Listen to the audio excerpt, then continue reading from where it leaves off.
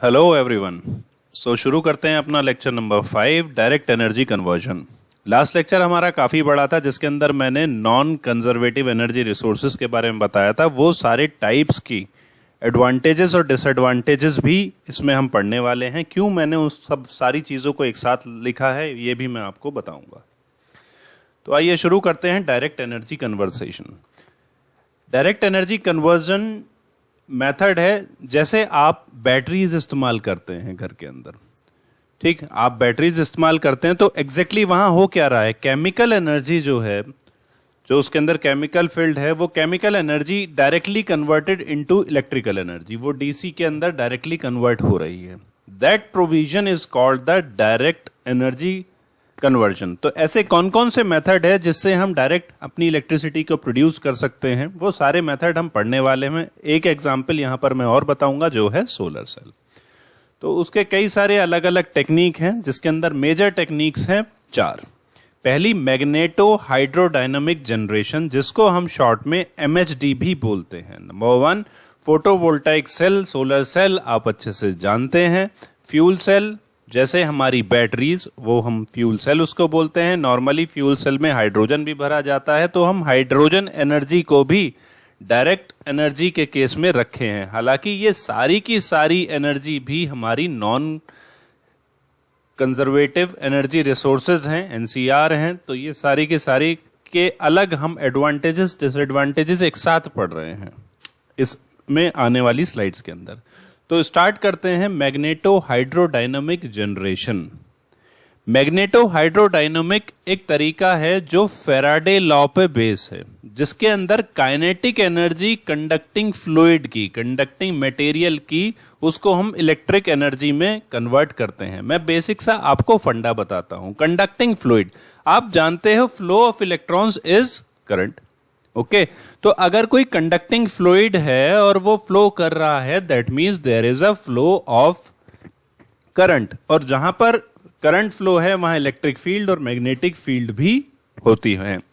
तो इस प्रकार हम कुछ मैग्नेटो सिस्टम इस्तेमाल करके फैराडेज लॉज के करस्पॉन्डिंगली उस एनर्जी को हम कन्वर्ट कर लेते हैं इलेक्ट्रिकल एनर्जी के फॉर्म में, जिसको हम MHD जनरेटर बोलते हैं। और एक खास बात ये जो आपको जाननी चाहिए कि MHD के ऊपर 1836 में पहला एक्सपेरिमेंट करा गया था थेम्स रिवर में, जहां पर उस रिवर के किनारे पर कंडक्टिंग फ्लूइड थे और वहां से इलेक्ट्रिसिटी को जनरेट किया। हालांकि जिस तरह से हीट ऑब्टेन करी जाती है फॉसिल फ्यूल से, उसको हम यहां पर इस्तेमाल करते हैं सो दैट जो मेरा फ्लूइड है वो फ्लो कर सके। DC पावर डायरेक्टली मैं उससे इवैक्यूएट कर सकता हूं सो दैट उसको हम फर्दर इस्तेमाल कर सकें। अभी तक इसको लार्ज स्केल पर इस्तेमाल नहीं किया गया है, क्योंकि इसकी एफिशिएंसी कम है और लोअर लाइफ साइकिल है, इन्वेस्टमेंट काफी ज्यादा हो जाती है। अवेलेबिलिटी की बात करें तो वेस्टिंग हाउस रिसर्च लैब में पहला MHD जनरेटर बनाया गया। इसकी एफिशिएंसी काफी अच्छी थी। 1985 में 5 मेगावाट का प्लांट बनाया गया तिरुपाचाली में, जो कि हमारे बिल्कुल साउदर्न पार्ट पर एग्जिस्ट करता है लोकेशन। हीट सोर्सेज इसमें किसी भी तरीके के हम इस्तेमाल कर सकते हैं, चाहे तो coal, gas, oil, solar etcetera, which can be used to implement 2 types of MHD generator. One is of open cycle system and second is of close cycle system, जिसके अंदर एक क्लोज लूप में फ्लूइड फ्लो करे और जिसमें openly एक से inlet और आउटलेट, बात खत्म। अब बात करते हैं अपने सेकंड पर आ जाते हैं, फोटोवोल्टाइक सेल। ज्यादा बताने की जरूरत नहीं, ये सोलर सेल, फोटोवोल्टाइक एनर्जी। हम photovoltaic means, photo means light और इलेक्ट्रिकल एनर्जी, तो हम फोटोन्स की जो एनर्जी है उसको करस्पॉन्डिंग इलेक्ट्रिकल एनर्जी में कन्वर्ट करते हैं। सॉलिड स्टेट के ये डिवाइस होते हैं जो कन्वर्ट करते हैं सोलर रेडिएशन को डायरेक्टली इनटू द करंट। और जो ये सॉलिड स्टेट के डिवाइस हैं वो सिलिकॉन, जर्मेनियम से बने होते हैं। ज़्यादातर 95% जो है वो हमारे सिलिकॉन से बने हुए होते हैं, जो अर्थ क्रस्ट में हमें लार्ज अमाउंट में मौजूद होते हैं। 1954 में इसका जो रेट है ग्रोथ का, इस एनर्जी को प्राप्त करने का जो रेट है वो काफ़ी तेज़ी से बढ़ा और वहाँ से शुरुआत हुई। और जब ऑयल क्राइसिस आई 1973 के अंदर, तो हमें सच में इस बात का पता लगा हमें ऑल्टरनेटिव सोर्स पर जाना चाहिए और हमने सोलर सेल की इंपॉर्टेंस को समझा। थर्ड कैटेगरी पे चलते हैं हम, fuel cell. Fuel cell obviously just like a battery, but fuel cell के अंदर हम नॉर्मल बैटरी को भी फ्यूल सेल कहते हैं, but those fuel cells we can not say all of the batteries are the non conservative one. Okay, so इस तरीके से हम नॉर्मली हाइड्रोजन भी इस्तेमाल करते हैं, H2O2 गैस का भी इस्तेमाल करते हैं फ्यूल सेल को जनरेट बनाने के लिए। तो फ्यूल सेल या हाइड्रोजन एनर्जी टेक्नोलॉजीज अभी नई हैं जिसको हम अभी इस्तेमाल कर रहे हैं। हालांकि इसको हम सैटेलाइट के अंदर, रॉकेट्स के अंदर, कुछ व्हीकल्स के अंदर भी इसको इस्तेमाल किया गया है। 1838 में जर्मन साइंटिस्ट क्रिश्चियन फेडरिच ने इस प्रिंसिपल को लॉन्च किया था। उन्होंने बताया था कि किस तरीके से केमिकल एनर्जी को हम इलेक्ट्रिकल एनर्जी में कन्वर्ट कर सकते हैं, और उसको उन्होंने फ्यूल सेल का नाम दिया। जिस तरह से दो इलेक्ट्रोड होती हैं हमारी, तो वहां यहां पर भी फ्यूल सेल के अंदर भी दो इलेक्ट्रोड होती हैं। फ्यूल सेल सिस्टम ऑपरेट करता है या तो pure hydrogen and air to produce electricity with water and heat, but side by side इसके कुछ बाय प्रोडक्ट्स भी निकलते हैं, ताकि वो पानी की फॉर्म में, कार्बन की फॉर्म में वो भी निकलते हैं। और क्योंकि यूनिफॉर्म पावर ये जनरेट करता है, इसलिए हम इसको यूनिफॉर्म या अनइंटरप्टेड पावर सप्लाई यूपीएस के लिए भी इस्तेमाल करते हैं। Next is the hydrogen energy. Hydrogen energy को आज की डेट में ये कहा गया है कि ये हमारी फ्यूचर है। ये एनर्जी हमारा फ्यूचर है। ये क्योंकि गैस सरप्लस अमाउंट में हमारे एटमॉस्फेयर में है, बार बार इसको रीजनरेट किया जा सकता है, और उस हाइड्रोजन मॉलिक्यूल्स की एनर्जी को हम इस्तेमाल कर सकते हैं। ट्रेमेंडस पोटेंशियल है इस पर्टिकुलर H2O2 या सिंपल कहें हाइड्रोजन एनर्जी में। सबसे ज्यादा क्लीन, रिलायबल, अफोर्डेबल है किसी भी सेक्टर में, चाहे वो आप इंडस्ट्रियल कहें, चाहे आप हाउस होल्ड कहें, कहीं भी इसको इस्तेमाल किया जा सकता है। काफी इकोनॉमिक, एनवायरमेंटल पे इफेक्ट कम है, सिक्योर है, रिसाइकिल किया जा सकता है, नॉन टॉक्सिक है, और इसको हम आइडियल एनर्जी भी कहते हैं ऑफ द फ्यूचर, मैंने जैसा इसके स्टार्टिंग में बताया। प्रॉब्लम ये है, जानते हुए कि ऑल्टरनेटिव एनर्जी सोर्स है, फ्यूचर है, बट प्रोडक्शन इसका काफी मुश्किल पड़ता है, कॉस्टली पड़ता है, स्टोरेज करना, इसको यूटिलाइज किस तरह से करा जाए, सेफ्टी एंड मैनेजमेंट, और कुछ कॉस्ट का भी यहाँ पर इशू हमारा आ जाता है। तो इस वजह से इसके साथ कुछ ड्रॉबैक्स है। हालांकि हमारा फ्यूचर यही है, देखते हैं कब तक हम इन सारी चीजों को ओवरकम कर पाएंगे। एप्लीकेशंस, H2O2 फ्यूल सेल की तरह इस्तेमाल किया जाता है। Cooking, water heaters, air conditioning के अंदर भी ये गैस का इस्तेमाल किया जाता है। हाइड्रोजन को हम एयरक्राफ्ट्स, रॉकेट्स में इस्तेमाल करते हैं, जनरेटर्स में इस्तेमाल करते हैं, फर्नेसेस में इस्तेमाल करते हैं, और साथ में मैन्युफैक्चर करने के लिए कुछ प्लांट्स जहां पर वनस्पति, फर्टिलाइजर्स और एल्कोहल का प्रोडक्शन होता है, वहां पर भी इसको इस्तेमाल किया जाता है, और पेट्रोलियम रिफाइनिंग में भी इसका इस्तेमाल होता है। तो ये हमने सारी के सारे NCER पढ़े, नॉन कन्वेंशनल एनर्जी रिसोर्सेज पढ़े, solar, wind, biomass, geothermal, ocean tidal, ocean wave, ocean thermal, साथ में ये हमारे डायरेक्ट वाले भी। हालांकि ये भी मेरे क्या हैं, ये भी मेरे NCER की कैटेगरी में मैं इनको रखता हूं। अब इनके सबके एक साथ एडवांटेजेस, डिसएडवांटेजेस हम करते हैं। मैंने इन सबको इसलिए एक साथ रखा है क्योंकि मोस्ट ऑफ द पॉइंट्स तो एक जैसे ही हैं। जब हम एक को पढ़ लेंगे तो सेकंड को हम ड्राइव करते चले जाएंगे। जैसे हम ये कहें, सोलर एनर्जी नॉन पॉल्यूटिंग है, नॉइसलेस है, मेंटेनेंस कॉस्ट बहुत सस्ती होती है क्योंकि सोलर सेल बहुत आसानी से बनाया जाता है, चीपर है, कम स्पेस में इसको बना दिया जाता है।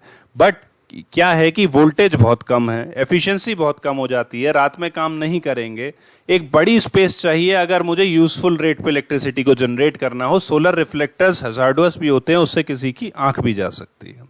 तो इस वजह से ये इसके डिमेरिट्स हुए। तो अब विंड एनर्जी वही चीज, नॉन पॉल्यूटिंग, अबंडेंटली हमें अवेलेबल है। हिली रीजन पर विंड्स जहां बहुत तेज चलती हैं वहां पर बहुत सुटेबल रहता है, वहां पर हम लोकेशन वाइज सेटअप बना सकते हैं। रिमोट प्लेसेस पर इसको हम इम्प्लीमेंट कर सकते हैं, जहां पर हम अपने डीसी ट्रांसमिशन नहीं कर पा रहे हैं, वहां पर इस चीज़ों को बना सकते हैं। और इसको ट्रांसपोर्ट करने वाली जो प्रॉब्लम है वो रिक्वायर्ड है, तो कोई ऐसा ये नहीं है कि भाई हमारी विंड जो है जहाँ चल रही है वहाँ सीधा इसको जनरेट कर सकते हैं, ये नहीं कि यहाँ की विंड वहाँ ले जाएं। ठीक, बहुत कॉस्ट इसकी कम रहती है। जो कन्वेंशनल इलेक्ट्रिसिटी की अगर बात करें वहाँ पे कॉस्ट इसकी कंपेटिटिवली कम आती है। मगर डीमेरिट्स की बात करें तो जो हमारे विंडमिल्स होते हैं बहुत नॉइजी होते हैं, बहुत बड़े एरिया में एक साथ कलेक्टिवली लगाने पड़ते हैं, सिटी मतलब लोकेशन फेवरेबल होते हैं, स्टोरेज के लिए हम इनको इस्तेमाल करते हैं क्योंकि ये इर्रेगुलर है, तो पहले इसको बैटरी में स्टोर करते हैं, उसके बाद उसको आगे यूटिलाइज कर पाते हैं। हम डायरेक्टली इसको इस्तेमाल नहीं कर सकते। It is not uninterrupted power supply. Biomass, continuous supply of energy, low polluting type, lesser cost. ठीक, कंबशन करने पे SO2 नहीं निकलता है, कार्बन कंपोनेंट्स ज़्यादातर जो एब्जॉर्ब हो जाएं वो कंपोनेंट्स निकलते हैं। बट प्रॉब्लम क्या है कि बायोगैस प्लांट बहुत बड़े बड़े होते हैं। ठीक है, इसकी पाइपलाइंस को डिज़ाइन करना बड़ा ही मुश्किल काम होता है क्योंकि उसमें साथ साथ में एक्यूमुलेशन भी हो जाता है वाटर का, तो हमें उसको क्या है कि बार बार चेंज करना पड़ सकता है क्योंकि जब भी बायोगैस बनती है तो वाटर की वजह से वहाँ रस्टिंग, ये सारी प्रॉब्लम बहुत सारी होती हैं अगर इंडिपेंडेंटली बायो प्लांट्स को आप पढ़ेंगे तो। टेम्परेचर कंट्रोल सिस्टम भी, इंसुलेशन प्रॉपरली, तो ये वाटर रस्टिंग, ये सारी चीज़ों की वजह से इन सब चीज़ों की भी प्रॉब्लम आती है। जियोथर्मल, बिल्कुल free, cheap, clean, naturally available, कभी ख़त्म ना होने वाली, बहुत सारे पर्पस के लिए इस्तेमाल की जाती है। बट हमें अपनी अर्थ में ड्रिलिंग ऑपरेशंस के थ्रू वहाँ पर नॉइज़ पॉल्यूशन है, एयर पॉल्यूशन होगा क्योंकि वहाँ से और भी हार्मफुल गैसेस का रिलीज हो सकता है, H2S3 या NH3। ओवरऑल एफिशिएंसी जो होती है इन साइट्स की बहुत कम रहती है, लगभग 15% as compare to 30 to 40% of fossil fuels की। Merits of ocean and tidal को एक साथ लें तो बहुत चीप है, पॉल्यूशन फ्री है, बहुत बड़ा एरिया इसको नहीं चाहिए। टाइडल एनर्जी जो है वो सुपीरियर होती है हाइड्रो पावर प्लांट से। नॉर्मली जो हम अपने हाइड्रो पावर प्लांट कोल का इस्तेमाल करते हैं उससे ज़्यादा सुपीरियर होती है। कोई इसका वेस्ट प्रोडक्ट, कोई गैसेस की कोई बात नहीं है। इनएक्सपेंसिव ट्रांसमिशन इसका इलेक्ट्रिसिटी का हम कर सकते हैं क्योंकि ये हमारे समुद्री तट से लगभग 30 किलोमीटर के एरिया में ये बनाई जाती है। ठीक, बट अगर दूसरी साइड इसकी बात देखें तो बहुत ज़्यादा कॉस्ट इसकी होगी। यहाँ चीप इसलिए बताते हैं क्योंकि और दूसरे से कंपेयर करके, नीचे कॉस्टली क्यों कह देते हैं क्योंकि हम इसी की ही बात कर रहे हैं। प्लांट साइज बड़े बड़े होते हैं, large flow of ocean water हमें चाहिए होता है कम फ्लो के अंदर, इसको हम बना नहीं सकते। नेचुरल साइट्स हैं, आर्टिफिशियल हम बना नहीं सकते, और कॉस्ट बहुत हाई आ जाती है। तो ये सारे इसके क्या हो गए, डीमेरिट्स। MHD की बात कर, reliable, less cost, better utilisation of fuel, efficiency 50% as compare to 40% of most efficient steam plant, मतलब 50% ज़्यादा एफिशिएंट है हमारा ये। Power produce free from pollution, size considerably बहुत स्मॉल होते हैं जो हमारे MHD जनरेटर्स होते हैं। अब मगर साथ ही साथ क्या है, यहाँ फ्रिक्शनल लॉस हैं क्योंकि वो मूवमेंट कर रहा है हमारा फ्लूइड, तो फ्रिक्शनल लॉस की हम बात करें तो हीट ट्रांसफर हमारा हो जाता है। रिजर्व करने की वजह से इलेक्ट्रॉन्स को कहीं कहीं नॉर्मली हमारे इलेक्ट्रॉन्स रिजर्व हो जाते हैं और जब वो फ्लो करते हैं तो हमारे जो एनर्जी है, इलेक्ट्रॉनिक्स एनर्जी है, उस इलेक्ट्रॉनिक एनर्जी में वो इंटरप्ट करते हैं। ठीक, साथ ही साथ बहुत लार्ज मैग्नेट का कई बार हमें ज़रूरत पड़ती है जिस वजह से ये एक्सपेंसिव हो जाते हैं। फोटोवोल्टाइक सेल सबसे बढ़िया, छोटे छोटे points, longer life, highly reliable, pollution free, no moving part मतलब कोई फ्रिक्शन नहीं, have high power to weight ratio, can be fabricated easily क्योंकि सिलिकॉन से हम इसको बना देते हैं simple.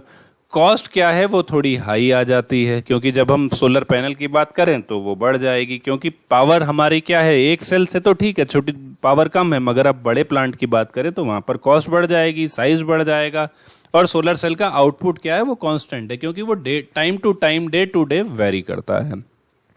Fuel cell, little time to start, सीधा बैटरी लगाइए काम करिए, मतलब एडवर्टीजमेंट तो नहीं बोलना चाह रहा हूँ यहाँ, आप मगर समझ गए होंगे। Less mechanical components, very high efficiency, make no noise, space बहुत कम, छोटे छोटे स्पेस में इसको बनाया जा सकता है, और कूलिंग वगैरह की कोई आवश्यकता नहीं है जिस तरह नॉर्मल पावर प्लांट के अंदर, स्टीम पावर प्लांट में होते हैं। बट इन सेल्स की रीफिलिंग का बहुत बड़ा प्रॉब्लम है। अगर इसको व्हीकल्स में इस्तेमाल करते हैं, स्पेस शटल सिस्टम में इस्तेमाल करते हैं, तो रीफिलिंग का बहुत प्रॉब्लम आता है। इनिशियल कॉस्ट इसकी हाई आती है, सर्विस कॉस्ट, सर्विस लाइफ जो है इसकी वो काफ़ी कम होती है, और साथ ही साथ ये अनसेफ है ड्यू टू, क्योंकि बैटरीज जो हैं वो हमारी फट भी सकती है। मैं बैटरी बात घर वाली बैटरी की बात नहीं कर रहा हूं, यहाँ पर फ्यूल सेल्स, H2O2 के कंपोनेंट्स या फिर कुछ ऐसे जो नॉन कंजर्वेटिव सोर्सेज हैं उनको इस्तेमाल करके बनाई जाती है। Hydrogen energy pollution free, very high efficiency, electricity generate करने के लिए डोमेस्टिक अप्लायंस में इस्तेमाल करा जाता है,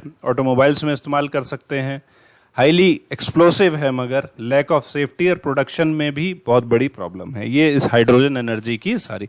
तो आप अगर सारे मेरिट्स और डीमेरिट्स को एक साथ देखें तो कहीं ना कहीं सब मिलते जुलते हैं। आप मन में सारे एक साथ डाल दें, और मैंने इसीलिए ही इन सबको एक साथ रखा है। तो आई होप आप इन सारी बातों को याद रख पाएंगे अपने एग्जाम प्रिपरेशन के लिए, अपने नॉलेज के लिए।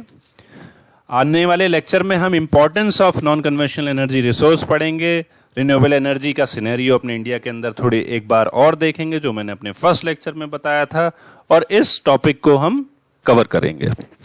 तब तक के लिए अपना ध्यान रखिए।